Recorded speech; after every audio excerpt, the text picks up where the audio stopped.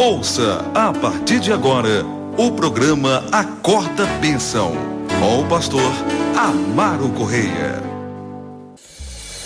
Ouça agora a voz do divino. Louvado seja o nome do Senhor Jesus. Louvado seja Deus. Abram suas Bíblias, amados irmãos, em João, Evangelho de Jesus Cristo, segundo escreveu São João. Ainda estamos no capítulo de número 9. E hoje nós vamos terminar a abordagem aqui do capítulo 9. Nós paramos, que na verdade eu nem terminei o trecho que nós lemos, não foi? Do versículo 13, louvado seja Deus, ao versículo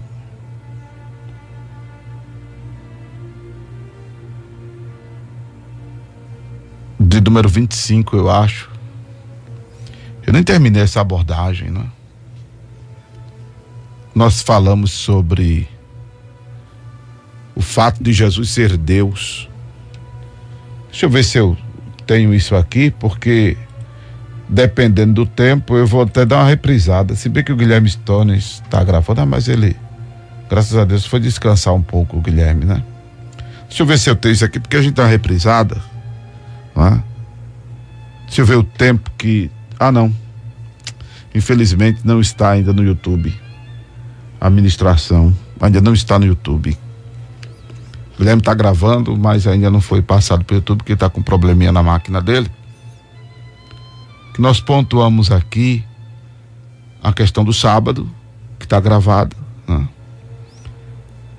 Fiquei de pontuar a questão de Jesus ser o profeta, de os pais do cego não admitirem a messianidade de Jesus com medo dos judeus, porque se alguém confessasse que Jesus era o Cristo, seria expulso da sinagoga. Eu quero falar isso aqui na perspectiva escatológica. O cego que disse que se Jesus era pecador, isso não lhe interessava. Uma coisa ele sabia, que tinha sido cego e que agora via. Então nós vamos voltar a falar disso aqui, com a graça de Deus, amanhã. Hoje eu vou fazer a leitura e vou partir para a oração, porque o tempo só vai dar para isso, né? E dependendo, até libera a linha para mais pessoas que queiram pedir oração. Então vamos à leitura de João capítulo 9. João capítulo 9, para nós certamente orarmos, porque já é 1h37, eu me desgovernei aqui no tempo realmente. E aí eu bato um papo com os irmãos também, né? A gente conversa aqui algo que é interessante. Mas vamos lá, João capítulo 9, versículo de número 26 em diante. E tornaram a dizer-lhe: que te fez ele? Como te abriu os olhos? Respondeu-lhes: já vos disse e não ouvistes. Para que o quereis tornar a ouvir? Quereis vós porventura fazer-vos também seus discípulos? Então injuriaram e disseram: discípulo dele sejas tu. Nós, porém, somos discípulos de Moisés. Nós bem sabemos que Deus falou a Moisés, mas a este não sabemos de onde é. O homem respondeu e disse-lhes: nisto, pois, está a maravilha, que vós não saibais de onde ele é, e me abrisse os olhos. Ora, nós sabemos que Deus não ouve a pecadores, mas se alguém é temente a Deus e faz a sua vontade, a esse ouve. Interessante que a gente está sempre dizendo que isso aqui foi Jesus quem falou, né? Já ouviram isso, irmão? Os pregadores, aí já até cometi esse erro de dizer que foi Jesus que disse isso, mas não foi não, foi o cara que tinha sido cego e teve os olhos abertos. Vê que coisa, né? A falta de leitura do texto, né, faz com que muitas coisas erradas sejam ensinadas. Pronto, tá aqui já uma nota hermenêutica, né? Quem falou que está escrito em João 9:31 foi o homem que tinha sido cego e foi curado. Agora está na Bíblia porque é inspiração divina o que ele disse, né? É um princípio divino. Vamos lá. Desde o princípio do mundo nunca se ouviu que alguém abrisse os olhos a um cego de nascença. Lembra de quando falei que este homem ele não tinha um globo ocular? Não é? E a cegueira aqui era congênita, não é? Era de nascença. Eu estive na emergência, por exemplo, com o meu Luan, com um probleminha nos olhos, uma conjuntivite alérgica. E tive o prazer de conhecer a irmã Jaqueline, lá da Paraíba. Ela veio da Paraíba, ela vem da Paraíba para fazer tratamento aqui no Alto Ventura. E ela estava contando que, por exemplo, lá onde ela mora, ela abriu a janela e entrou um vento. E pá, no olho dela o vento. Pá. Aí começou a irritar depois, ela coçando, irritou. Aí foi para o médico lá, a clínica lá. Clínico geral. O clínico geral, ou a médica, ela disse, foi uma médica, disse para ela, não tem nada não, é só irritação. E passou um colírio. E ela, usando o colírio, começou a arder. Começou a arder, a queimar. Irmão, foi um estrago que foi feito no olho dessa irmã. Ela veio para emergência aqui. Quando chegou aqui, teve que fazer uma cirurgia para trocar a retina do olho, alguma coisa assim, acho que foi a retina, não lembro o que foi que ela trocou do olho. Eu sei que para encurtar é praticamente tirar um olho e botar outro. Ela recebeu um implante de outro olho. Que coisa. Acabou com a vista da mulher. Acabou com os olhos da mulher. Ela de óculos, mas já dava para perceber que o olho, deixa eu ver aqui a posição que ela estava falando comigo, de lado assim, lado esquerdo, lado direito, o olho direito dela. Dava para perceber que estava aquela névoa branca, aquela coisa diferente do normal. A bichinha. Casada com seu esposo, seu pai, sua irmã, tudinho lá. E foi feito um estrago. Os médicos recuperaram 25% da visão dela. Só que começou a rejeitar. O olho dela começou a rejeitar o implante.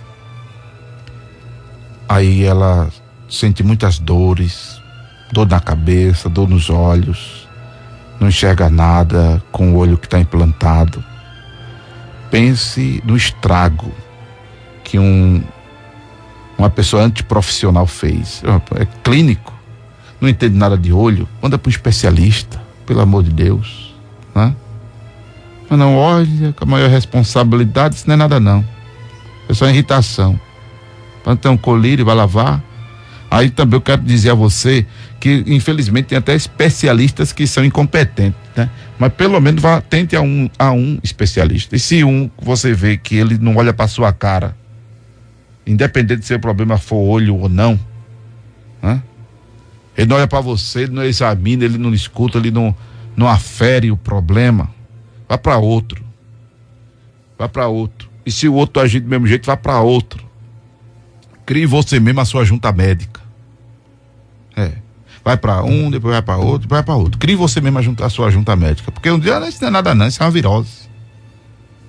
Aí manda você para casa, no outro dia você morre. Ou então fica pior. Se morrer com Jesus, amém, vai pro céu. O ruim é ficar no ar e no ui. Né? Como uma jovem aí. Perdeu a vista. Perdeu. Só Jesus. Por isso que o cego disse que desde o princípio do mundo nunca se ouviu que alguém abrisse os olhos a um cego de nascença. Porque é um cego que ficou cego. É possível ele ver. Se faz cirurgia aí, né, de catarata, se faz cirurgia de outras coisas aí, né? Mas de nascença, só Jesus. E tem casos que são irreversíveis, né? O da professora Demaí, que deve estar me ouvindo, eu acho que ficou irreversível. O da irmã Leda ficou irreversível. Thelma e João Lisboa são de nascença. Os homens não fazem ver. Só Jesus. Né? Agora sim, são pessoas inteligentíssimas, esclarecidíssimas. Thelma e João Lisboa mesmo queria ter a inteligência que eles têm. Né? A professora Leda é outra, é professora. E a Demaí, né? E a Leda também é muito inteligente. Então, graças a Deus, a cegueira desse pessoal é só dos olhos. Mas a mente são esclarecidos demais, são que nem Bartimeu. Né? Bartimeu era cego dos olhos desta anatomia, mas quando ouviu que Jesus ia passando, disse: Jesus, filho de Davi, tem misericórdia de mim. E o interessante, deixa eu dar um testemunho de fé aqui, é que tanto a professora Demaí como a Leda não perderam a fé em Deus. Olha, uma coisa terrível, a pessoa ficar cega. Um ciscozinho no olho incomoda, a pessoa ficando cega. Mas não perderam a fé em Jesus, tá vendo, irmão? E a visão, né? É um negócio tão importante, tão fundamental para quem tem. Para quem já nasceu sem, não é bom, não é agradável, mas entende você o que eu quero dizer, né? Há uma compensação, como quem também fica cego. Agora, uma coisa é você já não ter, e outra é você ter e perder. E normalmente a gente só dá muito valor às coisas quando a gente perde, né? Mas a visão, a pessoa ter a visão e perder, não enxergar mais, por exemplo, aqui como eu estou vendo o amarelo da logomarca da evangélica, o azul da logomarca, o vermelho da logomarca, o peixe da logomarca, né? Ver, meu Deus do céu, só Jesus, irmão. E essas mulheres não perderam a fé. São pessoas que eu admiro, viu? Vocês que eu estou falando aqui, professora Demaí e irmã Leda, admiro muito, como também admiro o casal Thelma e João Lisboa, que mesmo sem a visão são muito inteligentes, são muito competentes, trabalham, né? São muito cultos. João Batista mesmo, pense num caba culto, irmão. Ele tá me ouvindo, tá? João, liga pra cá amanhã, só para os irmãos ouvir um tostão da tua voz, vê? Só para os irmãos terem ideia como ele é inteligente. Irmão, tá por fora. Mas vamos lá, o testemunho do homem aqui foi forte também, né? Aí ele diz: se este não fosse de Deus, nada poderia fazer. Aí o homem começa a defender Jesus. Ele que lá na frente não tinha interesse nenhum, agora começa a defender Jesus. É como algumas pessoas que vão a algumas igrejas que não querem nada com Jesus, mas as pessoas acabam enxergando Jesus. Acabam conhecendo Jesus. O importante é conhecer Jesus. Porque a princípio o homem só estava atrás da bênção, do tipo assim, né? Mas aí mesmo só atrás da bênção, depois ele não, eu vou defender Jesus, porque, peraí, é todo mundo que dá vista a todo mundo, não. Não é por aí que ninguém sai dando vista a ninguém, não. Aos outros, não. Então, esse Jesus é de Deus. Aí ele diz para os fariseus, hipócritas, escriba lá: se este não fosse de Deus, nada poderia fazer. Versículo 34, responderam eles e disseram-lhes: tu és nascido todo em pecado e nos ensina a nós? E expulsaram-no. Jesus ouviu que o tinham expulsado e, encontrando-o, disse-lhes: crês tu no Filho de Deus?